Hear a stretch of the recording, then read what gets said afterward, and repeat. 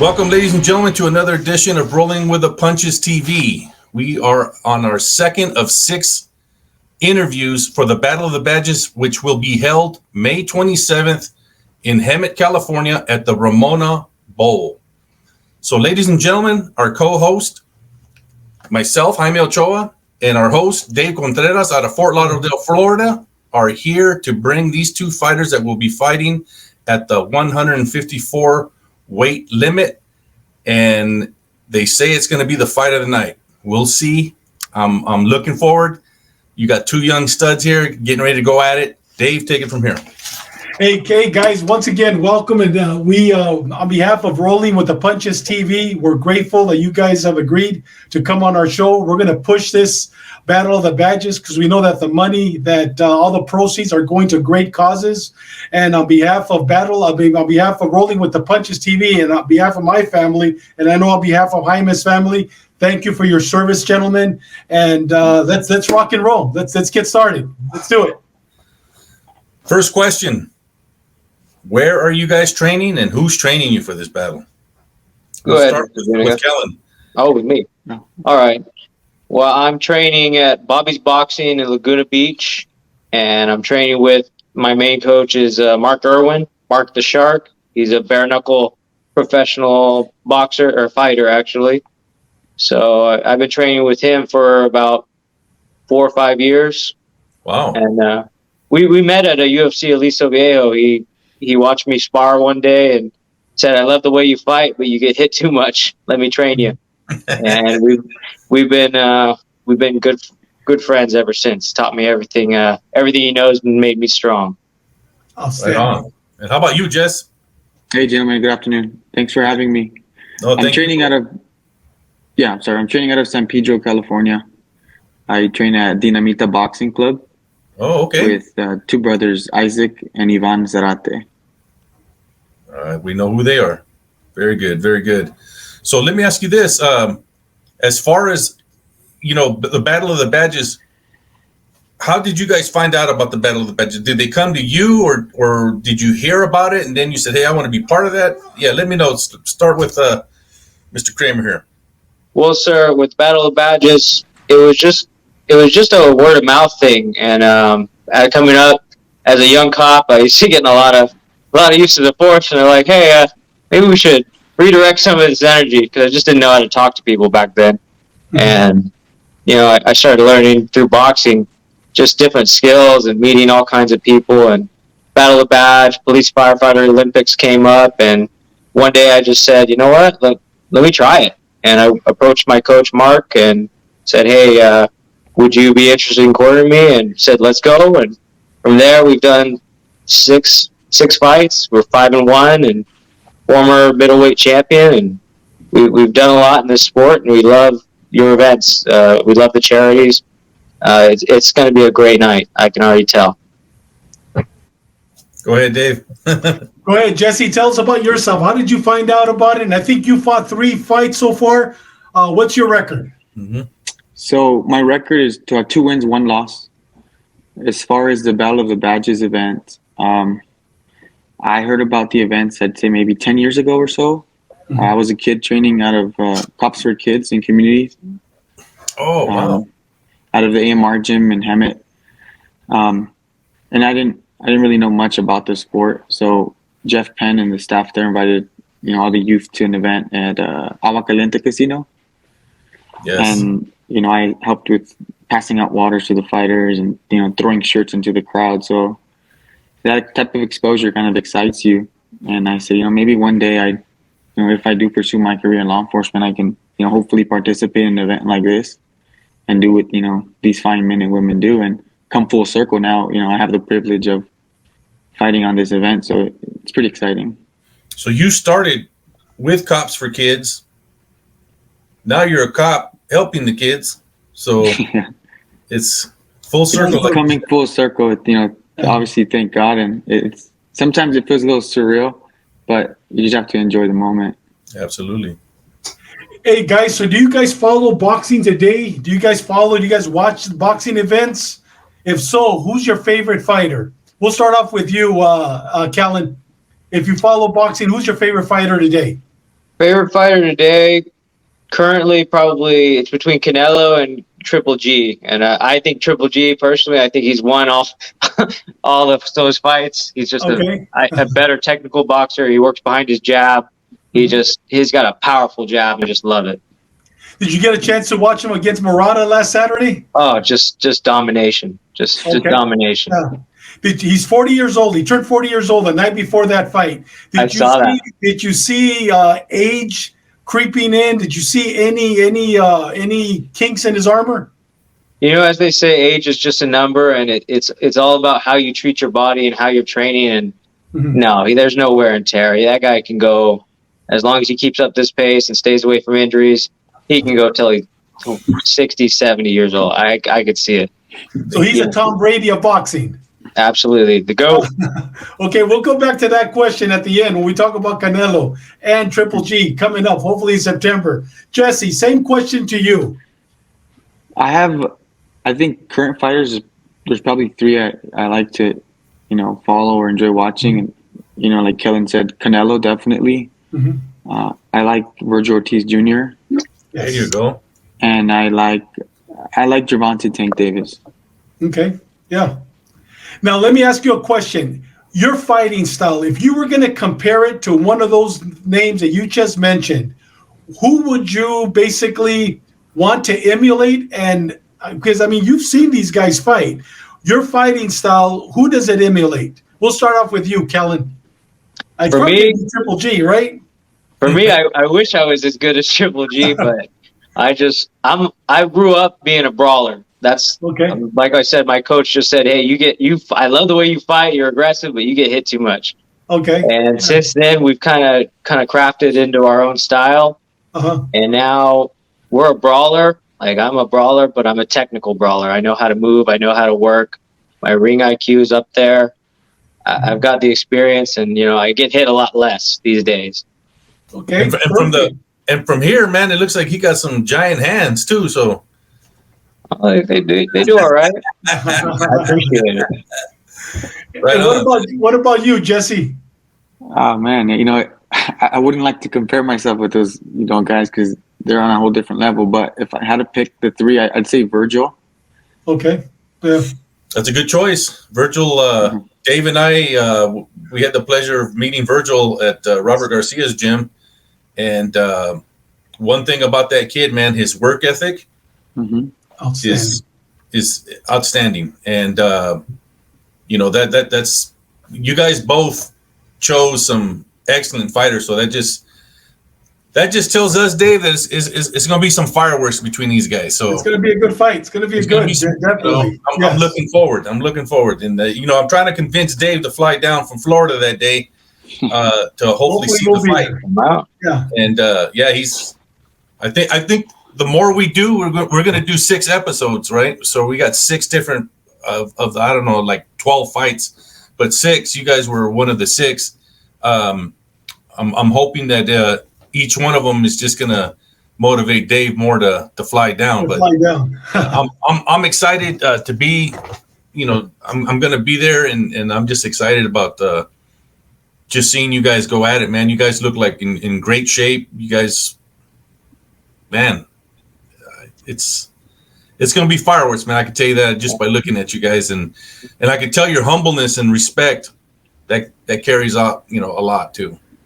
Well, thank you. Gentlemen, one of the things that this show that has opened my eyes a lot with the boxing world, the majority, I'd say probably 99% of the boxers, we've interviewed a lot of boxers. We've interviewed a lot of coaches, a lot of champions, and a lot of individuals that are just starting their career.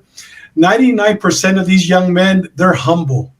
They're humble, and you know what? They come from humble beginnings. The individuals that we've talked to, and there's a couple of cocky bastards out there probably, but the ones that we've had the honor to work with and talk to, that I'm telling you, man, they're very humble. And you know what? To them, it's the art of boxing.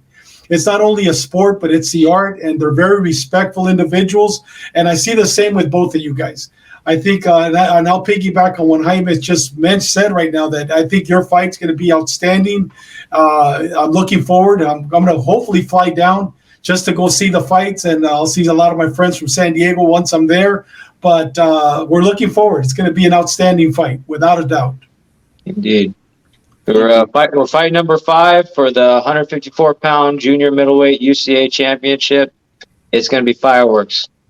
Oh, without a doubt. Guys, let me ask you one last question. Well, I have a couple more, but with this one, growing up, who was your favorite fighter? I'm talking about when you were 5 years old. If you remember your dad, your uncle talking about fights, do you remember, did anybody in your family follow any boxers growing up? Absolutely. Growing up, it was Mike Tyson, Iron Mike, and just watching his style. I tried to emulate it, and it's just, the rolling with the punches. It's amazing. So I took parts of it. It's all about piecing yourself and making your own style. Because I'm not Mike Tyson. I'm not Gennady Golovkin. I'm Kellen Kramer, and I piece everything together. The way I take that, I like that. I like the way he rolls. I like the way we do these things and make my own style, and that's how I fight now. But Mike Tyson was huge for me growing up. I tried to emulate the role, and I'm just like, it's a difficult technique to master. It's funny you say that. There's a gentleman here in my building where I live at. I have a condominium here in Fort Lauderdale, and his name is Paul Magliamati.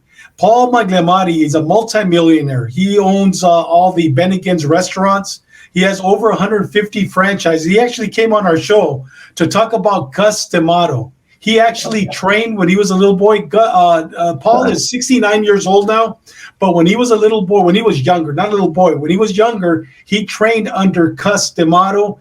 And everything, the movements you just made, matter of fact, yesterday I was training with him here because we have a bag, and those movements, because Gus D'Amato was the one that trained Tyson. Absolutely. And I'm telling you, it's just very interesting to hear that. Remember that when he came on the show? He has that same and his upbringing with that whole camp.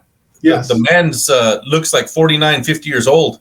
Yeah. Great shape, looks young, energetic.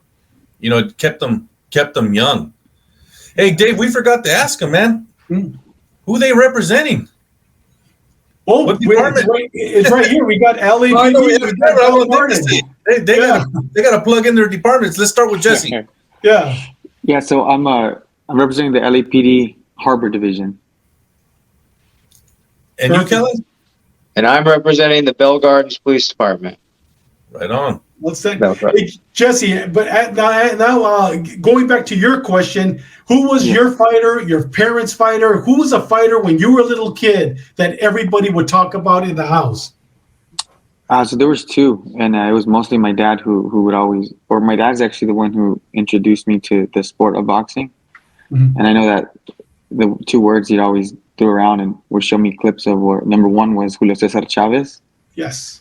And it was more because he was a Mexican fighter and he was tough. But then as time went by, then the Golden Boy Oscar de la Hoya came up, and it was kind of like passing the torch over to that new era of boxing. So those two names coming up were always in the house. Yeah, most definitely. Those are great fighters. Mike Tyson. I mean, you can't beat Mike Tyson. Julio Cesar Chavez. I mean, you can't beat Oscar de la Hoya. Outstanding fighters. Go ahead, Ivan. No, just listening to them and who they looked up to then, and it kind of now I see why, like Kellen's style. He likes that brawler. He likes that Tyson. Triple G. He you could just tell what draws you. As the style of a fight. Styles make fights. Well, we can almost tell that Kellen's going to come out the brawl. He's talking more technical, so you're looking at a brawler and somebody technical or more of a boxing brawler. That's going to make an explosive fight, man. When you got two the same, kind of makes it boring. But you guys are coming with two different strategies, from what I can tell. And best man. Well, you know what? I'm not going to say the best man wins, because you guys are already winners before entering that ring. Yeah. What you guys are doing. And the purpose behind what you guys are doing, you guys already both got W's even before you enter. But I just thank you, man, for coming aboard. Is there any shout outs out there that you guys want to say? To me, shout out to my coach, Mark the Shark Irwin. Catch him May 28th He's going to be fighting, bare knuckle fighting. I love you, Mark. I love my brother Izzy. Made me a better man, made me a better cop. More importantly, made me a better man, and I appreciate all those people in my life for that. Outstanding. Beautiful. Jesse. Awesome. Yeah. So, first of all, you guys, Kellen as well. Thank you guys. My coaches, they're there in day and night. Doesn't matter the time of the day. They're flexible with our shifts. Kellen knows we work long shifts. Sometimes you have to stay overtime or get called in, whatever the case is. They're super flexible. My parents, that's my support system. And then my two little kids, they're the reason why I fight, and I stay motivated for them. What's their names? How old are they? So I have a daughter. She'll be 5. It's Layla. And then my son will be 2. His name's Jaden. That's outstanding. They're probably going to be there, right? Watch Daddy up there. Yeah, they will. Yeah. They will. Guys, let me just ask you one quick question, and then I'll follow it with my last question. Then Jaime, it's all yours. Quick question: we got Canelo versus Bivol coming up. I don't know if you guys still follow boxing or not, but that's a huge fight. It's coming up May 7th. This weekend, if you watch boxing, we got a Ugas versus Spence. We got some great fights this week. But let's go with Canelo versus Bivol. Canelo is going up in weight to fight the world champion. What's your prediction on that fight? And we'll start off with you once again, Kellen. Canelo's been able to show time and time again he can beat anyone at any weight class. I know it's going to, going up, especially in that pro racket, it's a huge difference. But yeah. I have a lot of confidence in Canelo and his ability. Do you see a knockout or do you see a decision? At that weight class, I see a decision. And, going up, these guys are used to getting punched by bigger guys, but I see a decision. Perfect. What about you, Jesse? Do you know about that fight coming up? Yeah, I do. And I agree with Kramer. I think Canelo is at the top of his prime. Obviously I'm rooting for him. I think I can see him winning by decision in the 12th round. If he does get a stoppage, it'll be sometime after maybe the 9th. Because I know he likes to pick his shots and he works the body a lot. So, good luck to both of them. And guys, my last question to both of you, and then Jaime, this will be my last one. I always tell Jaime that I always have 1,000 questions due to us boxing. We love talking boxing. But the last one is, what's your prediction? We'll start with you once again, Kellen, on that Saturday night at Battle of the Badges. Is it going to end with a knockout or is it going to go by decision? That's a tough one to see. I don't like to leave it to the ring or to the judges. I like to leave it all in the ring.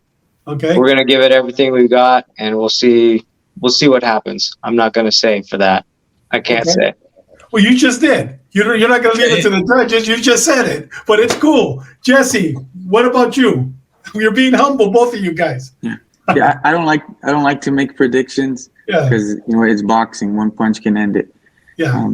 But I'm preparing for a tough fight, right? 4-round fight, and if an opportunity presents itself, I'll take it. If not, I'm here to show that I'm the top dog, and we'll see each other next month.